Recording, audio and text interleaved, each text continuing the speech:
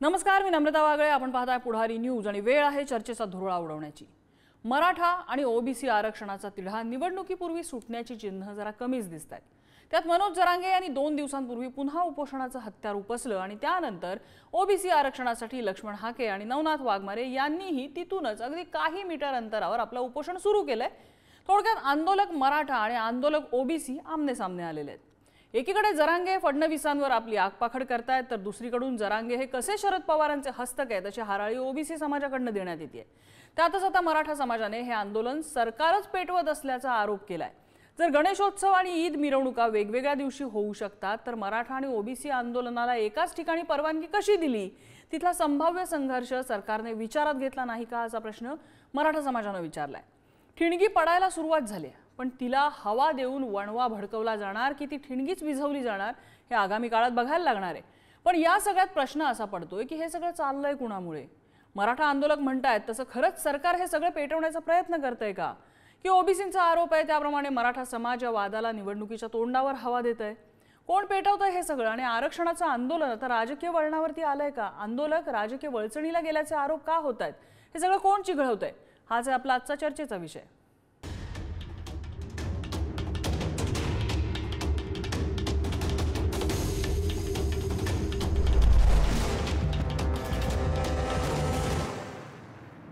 आणि याच संदर्भातल्या चर्चेत सहभागी होत आहेत डॉक्टर गणेश गोळेकर, जे मराठा आंदोलक आहेत, ज्यांनी आरोप केलेला आहे सरकार हे आंदोलन पेटवत असल्याचा. त्याचप्रमाणे ओबीसी आरक्षणाचे अभ्यासक श्रावण देवरे आपल्यासोबत आहेत. शिवसेनेचे सहमुख्य प्रवक्ते डॉक्टर राजू वाघमारे या चर्चेत असतील आणि भाजपचे सहमुख्य प्रवक्ते अजित चव्हाण आपल्यासोबत आहेत. मी सुरुवातीला अजित चव्हाणांकडेच जाते, कारण आरोप त्यांच्यावरती केलेत मराठा समाजाने की सरकार पेटवतंय हे आंदोलन. 2 परस्पर विरोधी आंदोलनांना एकाच ठिकाणी एकाच गावात काही मीटर अंतरावर परवानगी कशी दिली जाते? नाही नम्रताजी, या चर्चेमध्ये सर्वप्रथम मला सांगायचं आहे की मी मराठा आहे, आंदोलक आहे, या आरक्षण लढ्याच्या आंदोलनामध्ये सहभागी आहे, कार्यकर्ता देखील. बरं, मला सांगा, सरकारचा प्रतिनिधी म्हणून मला या ठिकाणी आरोप करणाऱ्या माझ्या बांधवांना नम्रपणे एक उत्तर द्यायचं आहे की अशा पद्धतीनं वातावरण पेटणं हे सरकारला का हवं असेल बरं? याच्यानं काही फायदा आहे का? आणि अशा पद्धतीनं मला असं वाटतं की आपण लोकशाहीमध्ये राहतो, एखाद्याचा आवाज सरकारनं सुद्धा इथं दाबू नये अशी आपली अपेक्षा असते आणि तसंच होतंय. जर आपण परवानगी मागितली आंदोलनासाठी तर ती देणं क्रमप्राप्त आहे. मला असं वाटतं की मराठा बांधव, ओबीसी बांधव यांचा कुणाचाही आवाज सरकार दाबतंय असं अजिबात कुणाला वाटू नये आणि तसं नाहीये. आपण सन्माननीय मनोज जरांगेंच्या आंदोलनाच्या बाबतीत पाहिलं असेल तर वेळोवेळी शासनानं स्वतः माननीय मुख्यमंत्र्यांनी, आदरणीय देवेंद्रजींनी, अजितदादांनी हे सरकार सातत्यानं सांगते की आपण ज्या सूचना कराल त्या अंमलात आणण्याकरता आम्ही प्रयत्नशील आहोत. याच्यामध्ये नम्रताजी, आपल्या धुरळाच्या व्यासपीठावर देखील अनेक वेळा चर्चा झालेली आहे. त्याच्यामध्ये देखील आपण बघितलं की सरकारची भूमिका ही शेवटी सरकार कुणाचं आहे तर सरकार हे सर्वांचंच आहे. आणि मला या ठिकाणी एकच प्रकर्षाने इतकं सांगावं असं वाटतं, एक मराठा म्हणून सुद्धा मला माझी भूमिका या ठिकाणी मांडायची आहे. पक्ष म्हणून, सरकार म्हणून तर मी माझी भूमिका मांडणारच आहे, पण मराठा म्हणून मला या ठिकाणी माझी भूमिका अशी मांडायची आहे की ज्यांनी कोणी आरोप केलेत, बघा सरकार मराठ्यांच्या सोबत आहे. या सरकारनं, देवेंद्र फडणवीसांनी मराठा समाजाला आरक्षण दिलं म्हणून आम्ही भारतीय जनता पक्षामध्ये आहोत, हे देखील आपण स्पष्टपणे माझ्या बांधवांनी लक्षात घेतलं पाहिजे. जिथं आम्हाला उलट ज्या लोकांच्या बाबतीत थोडा जरी संशय आला तर की जे आरक्षण विरोधी आहेत, मराठा आरक्षण विरोधी आहेत, जे ओबीसी बांधवांच्या वरती अन्याय करून कुठंतरी याला राजकीय वाद फोडला पाहिजे आणि मराठा ओबीसी महाराष्ट्रामध्ये संघर्ष झाला पाहिजे असं वाटणाऱ्या लोकांना जाब विचारणारे आणि त्यांच्या विरोधात रस्त्यावरती उतरणारे. अजित चव्हाण, तुम्हाला सांगते की जे गणेश गोळेकर आपल्या चर्चेमध्ये येणार आहेत, काही वेळात ते सहभागी होतील, त्यांनी आज सकाळी असा आरोप केलेला आहे की ज्या वेळेला गणेशोत्सव आणि ईदच्या मिरवणुका एकाच दिवशी येतात त्यावेळेला सरकार मध्यस्थी करतं, शिष्टाई करतं आणि 2 समाज एकमेकांसमोर येऊन शक्ती प्रदर्शन करू नयेत, आपापल्या भावना त्यांनी जपाव्या यासाठी हे 2 उत्सव वेगवेगळ्या दिवशी घेण्याची शिष्टाई त्यांची यशस्वी होते. मग ओबीसी आणि मराठा ज्यांचं भांडण खरं तर एकमेकांच्या जागांवरनं आहे की आमची जागा तुम्हाला देणार नाही आणि तुमची जागा आम्हालाच हवी वगैरे अशा आशयाची जर भांडणं असतील तर त्या आंदोलनाला एकाच गावामध्ये कशी परवानगी दिली जाते ती सुद्धा काही मीटर अंतरावरनं दोन ठिकाणी मोठे समुदाय, एक ठिकाणी मराठा समुदाय एकत्र येतोय, एक ठिकाणी ओबीसी समुदाय एकत्र येतोय, नेमकं करायचं काय, सुचवायचं काय? सरकार त्यात मध्यस्थी करू शकत नव्हता? ओबीसी समाज किंवा मराठा समाज कुणाला तरी जागा बदलायला लावणं किंवा कुणाला तरी माघार घ्यायला लावणं हे सरकार करू शकत नव्हतं का, असा त्यांचा प्रश्न आहे. नाही, डॉक्टर गणेशजींना मला एकच गोष्ट सांगायची आहे. गणेशजी, आपल्याला कदाचित काय नेमके प्रयत्न सुरू आहेत, पडद्यामागं काय हालचाली सुरू आहेत आणि कशा पद्धतीनं सलोखा शांतता राखला गेला पाहिजे याचे काय प्रयत्न सुरू आहेत याची आपण थोडीशी माहिती घ्या. नम्रताजी, असं आहे बघा, इथं पूर्णपणे प्रशासन यंत्रणा सगळी सज्ज आहे. अशा परिस्थितीमध्ये कुठल्या तरी एखाद्या आपल्या समाज बांधवाला तू आंदोलन करू नको असं सांगणं किंवा आपण रस्त्यावरती उतरून उपोषण करू नका असं सांगणं हे त्यांना अन्यायकारक वाटण्याची शक्यता होती. मला असं वाटतं की लोकशाहीमध्ये शांततेच्या मार्गाने उपोषण करून आपण आपल्या मागण्या सरकारपुढे ठेवणं, मला असं वाटतं हे घटनेच्या चौकटीमध्ये बसून करायचं आंदोलन आहे. आणि आपण बघा, मुख्यमंत्र्यांपासून त्या ठिकाणचे जबाबदार नेते, जबाबदार मंत्री, खासदार हे सातत्यानं तिथं जात आहेत. मी आता मराठवाड्याचा दौरा करून आलो, संबंधित काही लोकांची भेट घेतली. प्रत्येक घटक सरकारमधला सहभागी या विषयामध्ये चर्चेचा प्रयत्न करतोय. त्यामुळं गणेशरावांना माझं एक आवाहन आहे की ज्या परिस्थितीमधनं आता सगळे समाज बांधव चाललेले आहे, समाज मन विचार करताय, त्या परिस्थितीमध्ये आपण जोडण्याची भूमिका घेतली पाहिजे, तोडण्याची नाही घेतली पाहिजे. शेवटी आमच्या सगळ्यांचं भांडण कशासाठी आहे तर गरीबाच्या लेकरांसाठी. गणेश गोळेकर आलेले आहेत आपल्या चर्चेमध्ये, आपण त्यांनाच विचारूया ना. गणेश गोळेकरजी, आता भाजपचे सहमुख्य प्रवक्ते अजित चव्हाण बोलत होते, ते म्हणतात की तोडण्याच्या भूमिकेपेक्षा आपण जोडण्याची भूमिका घेऊया. तुम्ही कशाच्या आधारे म्हणताय की सरकार हे पेटवतंय जर पहिल्या दिवसापासून सरकारने सामंजस्याची भूमिका यात घेतली आहे? चव्हाण सर ज्येष्ठ नेते आहेत. मायबाप सरकारनं हिंदू आणि मुस्लिम समाज एकत्र रस्त्यावर उतरू नये म्हणून ईद ए मिलादची सुट्टी 2 दिवस पुढे ढकलली. का, कशामुळं? कोणाला धक्का लागू नये मिरवणुकीत काही. तर आमचं म्हणणं ओबीसी बांधवाच्या आंदोलनाला, आवाहन उपोषणाला किंवा आंदोलनाला विरोध असा भाग नाही. मात्र त्या गावामध्ये, छोट्या गावामध्ये 2-2, 3-3 आंदोलनं तिथं बसत असतील, कोणाचा धक्का लागला गाडीचा किंवा कोणी एखाद्या काही जोशमध्ये असतात कार्यकर्ते, एखाद्याने घोषणा दिली, तर यातून जर काही अनर्थ घडला तर याला जबाबदार कोण आहे? म्हणजे राज्य हा पेटवायचं लक्षण आहे का काय चव्हाण साहेब? म्हणजे हे गंभीर आहे.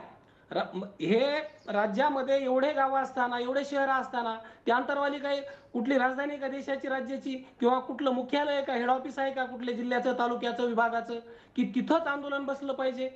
जर हाके साहेब 250 किलोमीटर अंतरावरून येतात, ते मंगेश ससाने 300 किलोमीटर अंतरावरून येतात, मग एवढा अट्टहास कशासाठी? यात काहीतरी षडयंत्र शिस्त आहे अशी आम्हाला शंका वाटते. ओबीसी बांधवाच्या आंदोलनाला आमचा अजिबात विरोध नाही. अजित चव्हाण, थोडक्यात षडयंत्राचा आरोप होतोय.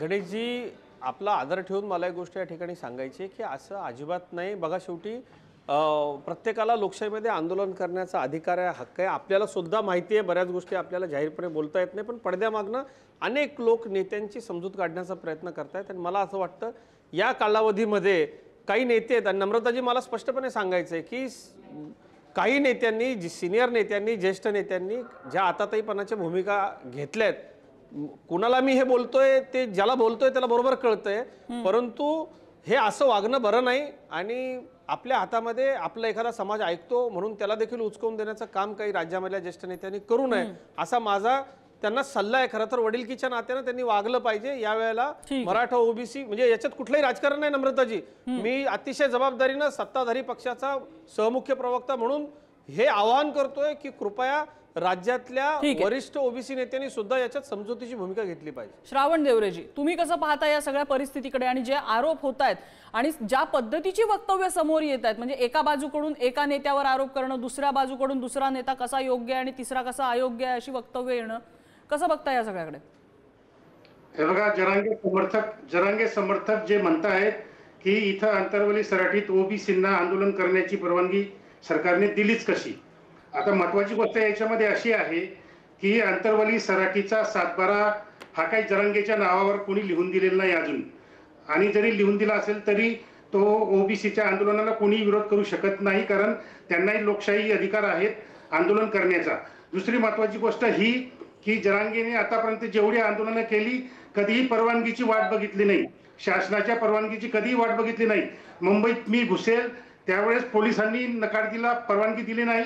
नंतर हायकोर्टाने परवानगी दिली नाही आणि परवानगी नसतानाही जरांगे मुंबईमध्ये घुसण्याचा प्रयत्न करीत होता. तर कुठल्याही परवानगीची तमा न करता जरांगे नेहमी आंदोलन करत आलेला आहे.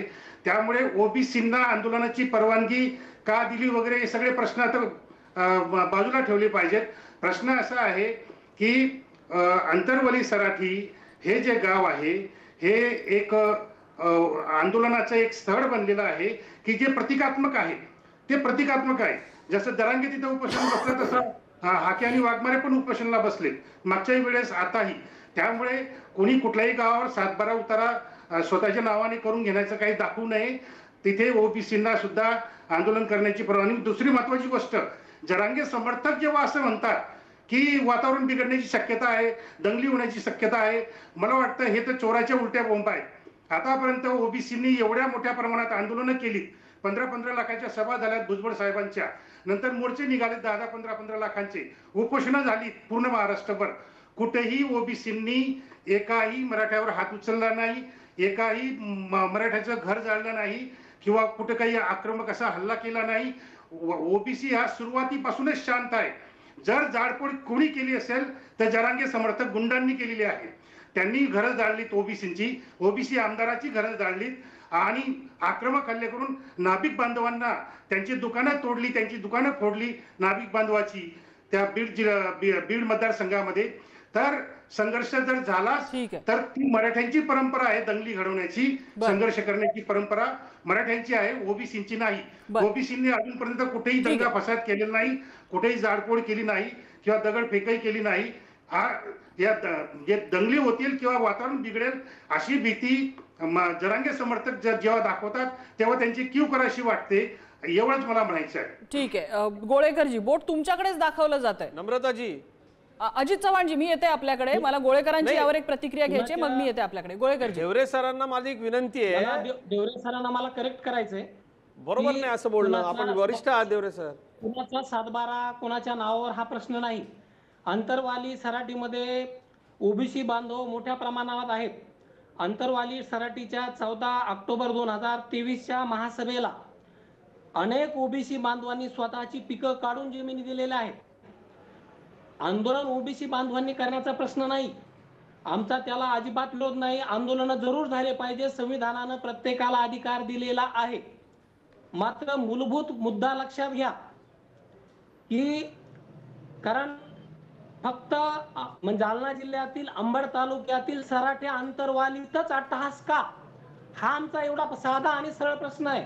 आता ग्रामपंचायतीच्या अनेक निवडणुका झाल्या, ज्या ओबीसीला सरपंच पद राखीव असलेल्या अनेक गावांनी. तुमच्या प्रश्नाचं उत्तर श्रावण देवरेंनी दिलंय. त्यांचं असं म्हणणं आहे की अंतरवाली सराटी हे आता एक प्रतीक झालंय आंदोलनाचं, म्हणून अंतरवाली सराटीत आंदोलन करायचंय. जरांगेला तिथून काढा. जरांगे सुद्धा बाहेरून आलेला आहे अंतरवली सराटीमध्ये. 13 महिन्यापासून आंदोलन सुरू आहे तिथं. 13 महिने आणि आंदोलनाला विरोध नाही, फक्त जागा तीच का, हा साधा आणि सरळ प्रश्न आहे.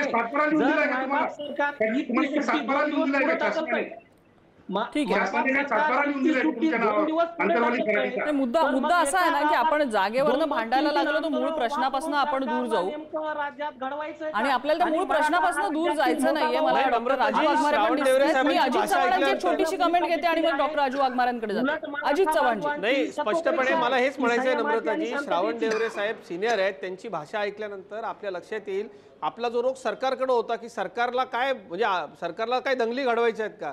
मला असं वाटतं हे जे आयोजक आहेत किंवा त्याच्यामधली जी काही सिनियर मंडळी आहेत त्यांची जर अशी भाषा असेल, देवरे साहेब आपण राष्ट्रीय वृत्तवाहिनीवरती चर्चेला येतो, अख्ख्या महाराष्ट्रामध्ये मराठा ओबीसी सगळे एकत्र येतो. आपल्यासारख्या नेत्यांनी जर अशी पेटवापेटवीची भाषा केली आणि मराठा समाज दंगली घडवायची परंपरा राखतो असं म्हटलं बरोबर आहे का देवरे साहेब? हे आपण भाषा पेटवापेटवी तुम्ही सुरू केलेली आहे. अहो सरकारचा नम्रताजी बघा, हे स्पष्टपणे हे जे नेते आहेत ना, म्हणजे मी तर अगदी स्पष्टपणे सांगतो, सरकारमध्ये सहभागी सुद्धा काही नेते आहेत.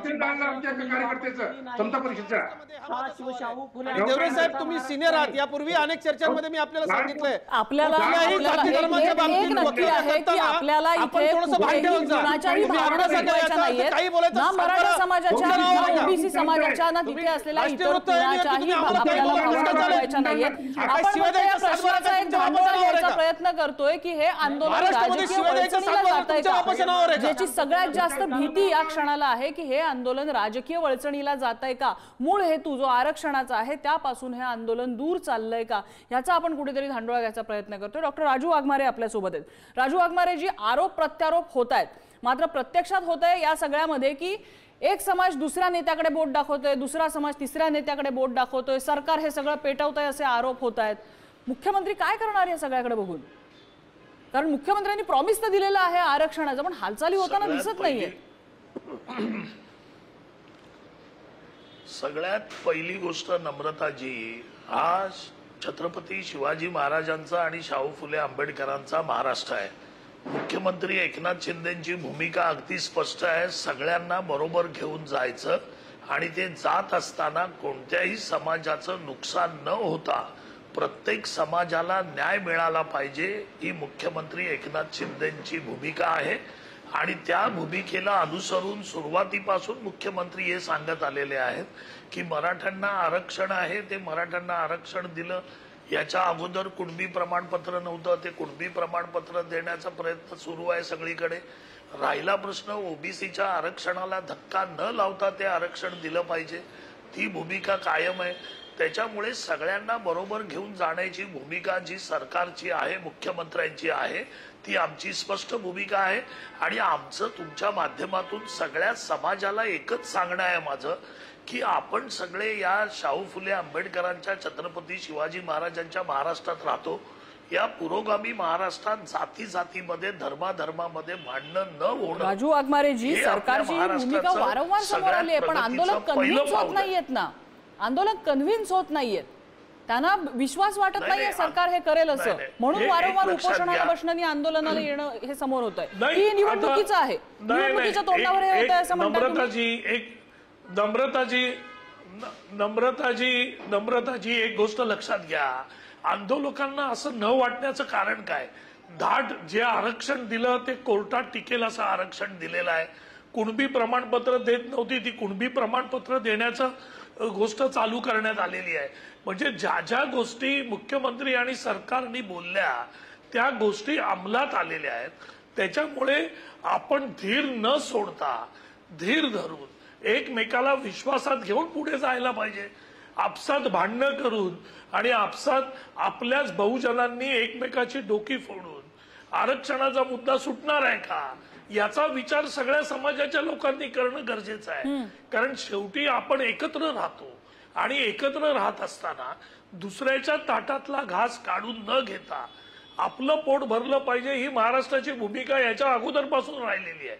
त्याच्यामुळे त्याच भूमिकेबरोबर सगळ्या समाजांनी एकत्र राहिलं पाहिजे आणि गुण्या गोविंदाने हा प्रश्न कसा सुटेल याचा धीर धरला पाहिजे.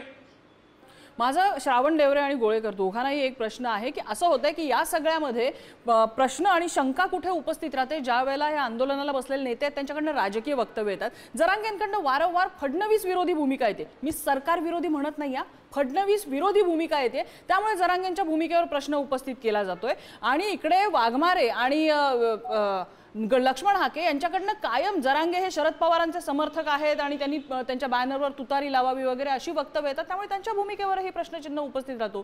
कसं मानणार कसं हे आंदोलन राजकीय वळचणीचं नाहीये? सुरुवातीला गोळेकरजी, थोडक्यात, माझी वेळ संपत आली आहे.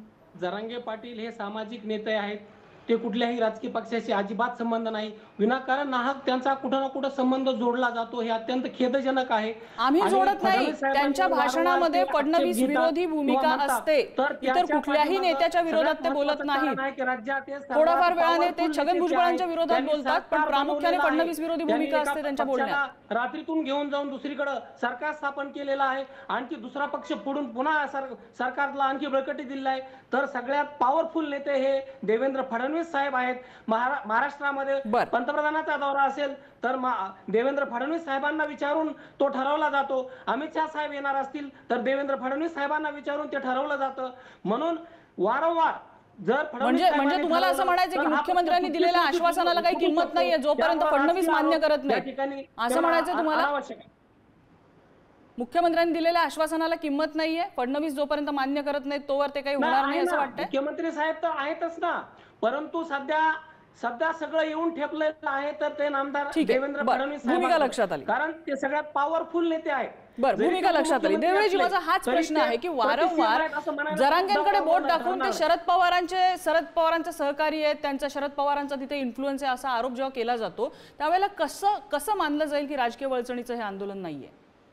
नाही, हे बघा, कुठलाही सामाजिक प्रश्न सोडवायचा असेल तर त्याच्यामध्ये राजकारण हा विषय येणारच. कारण राजकारणाच्या माध्यमातून सत्तेमध्ये जे लोक गेलेले आहेत ते लोक जेव्हा हा प्रश्न सोडवतील तेव्हाच हा प्रश्न सुटेल.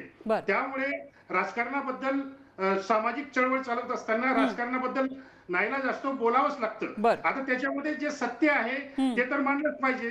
कारण माहिती सगळ्या लोकांना माहिती आहे की जरांगीच्या पाठीमागे रोहित पवार काम करतो आहे आणि मुंबईचं आझाद मैदान मिळवून देण्यासाठी वगैरे तिथं व्यवस्था लावण्यासाठी स्वतः जातीने रोहित पवार तिथं उपस्थित राहून ती तयारी करत होते. हे सगळ्या जगाने बघितलेलं आहे. त्यामुळे शरद पवार साहेब हे जरांगीच्या पाठीशी खंबीरपणे उभे आहेत आणि ते ओबीसी विरुद्ध षड्यंत्र करतायत. ओबीसीचं सगळं आरक्षण ते नष्ट करायला निघालेले आहेत. कसं आहे की कुठलंही आंदोलन असू दे किंवा समाजामध्ये कुठलीही हालचाल जेव्हा मोठ्या प्रमाणात होत असते त्यावेळेला त्याला राजकीय किनार असते, हे आपल्याला अजिबात नाकारून चालणार नाही. मात्र त्याचा उपयोग ज्या वेळेला राजकारणासाठी या समाजा व्यतिरिक्त किंवा जिथे ही हालचाल होते त्या व्यतिरिक्त ज्या वेळेला त्याचा राजकारणासाठी उपयोग होतो, वापर करून घेतला जातो, त्यावेळेला ती चिंतेची बाब असते. आणि मूळ प्रश्नापासून ही गोष्ट दूर जाते का? जसं इथे आरक्षण हा मूळ मुद्दा आहे, मात्र आरक्षणापासून हे आंदोलन दूर जात आहेत का? केवळ राजकारणासाठी त्यांचा वापर करून घेतला जातोय का? अशी शंका जिथे येते तिथे चिंतेचं वातावरण असतं. आणि तिथे ज्या वेळेला जर टोकाची तीव्र वक्तव्य येत असतील तर सावध राहणं हे गरजेचं आहे. सरकारने सुद्धा आणि हे आंदोलनाला बसलेले आहेत त्यांनी सुद्धा काहीसं आत्मपरीक्षण सुद्धा करायची गरज आहे. कारण निवडणुकांच्या सणवारांच्या तोंडावरती आपल्याला समाज, आपला शेजार, आपली आजूबाजू, आपलं सभोवताल हे शांत हवंय. हीच सगळ्यांना विनंती आहे. या चर्चेसाठी आपल्याला सगळ्या मान्यवरांनी वेळ दिला, सगळ्यांचे आभार. आजचा धुळा इथेच शमलाय. उद्या पुन्हा भेटूया नवीन विषयासह. पाहत रहा पुढारी न्यूज.